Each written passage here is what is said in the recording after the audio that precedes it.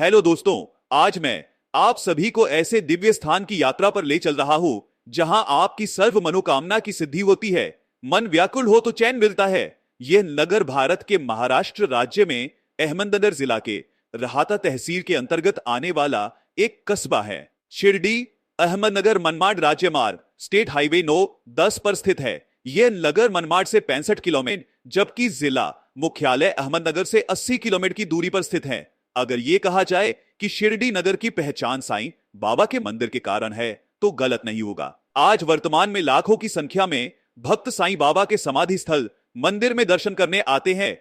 हजारों की संख्या में होटल, धर्मशाला तथा साईं संस्थान की ओर से ठहरने के लिए विश्व स्तर पर व्यवस्था की गई है। साईं बाबा भारतीय संत और गुरु मूलतः शिरडी के रहने वाले नहीं थे। बाबा श्री के जन्म और स्थान को लेकर कई भ्रांतियां हैं। एकदम सटीक बताना कि उनका जन्म कब हुआ है यह बहुत ही मुश्किल कार्य है। सर्वसम्मति यह कह सकते हैं कि बाबा जी का जन्म तिथि अज्ञात है। कुछ लोगों का यह मानना है कि साईं बाबा का जन्म हैदराबाद राज्य के पाथरी ग्राम में हुआ था। 14 से 16 वर्ष की अवस्था में बाबा जी अहमदनगर के शिरडी गांव में आकर अपनी कुटिया में अपना निवास बना लिए।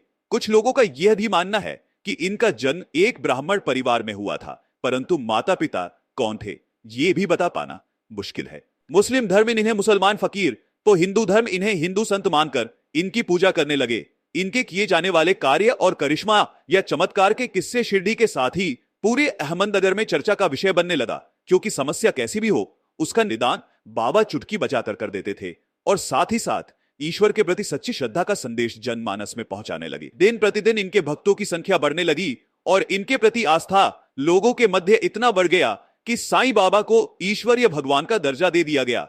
खास तौर से वर्तमान में तो युवा वर्ग की पहली पसंद बन गए हैं। साईं नाम से नामकरण भी इन्हें शिरडी में ही हुआ था। इनकी मृत्यु 15 अक्टूबर 1918 को शिरडी गांव में ही हुआ था।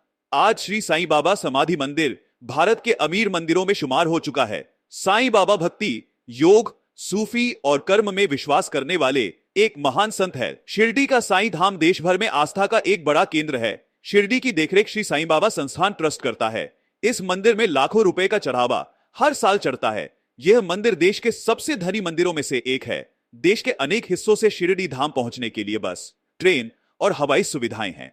धार्मिक मान्यता के अनुसार साईं बाबा जब शिरडी में रहने के लिए आए थे तो वे खंडहरनुमा मस्जिद के पास रहते थे।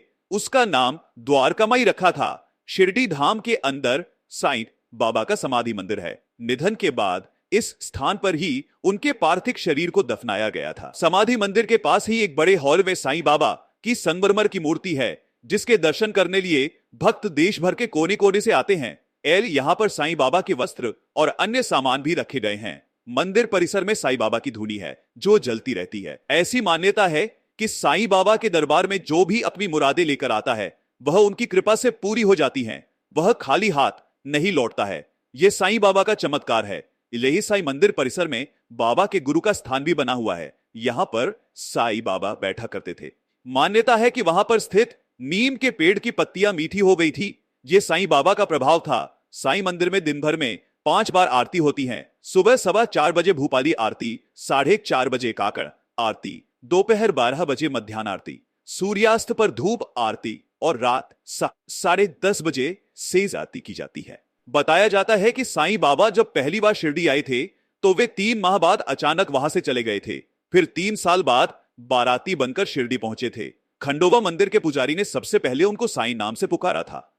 तो चलिए दोस्तों, मिलते हैं हमारे किसी दूसरे वीडियो में। आप अपने कमेंट हमें बताएं और तब तक हमारे चैनल को लाइक, कमेंट और सब्सक्राइब करें। शुक्रिया।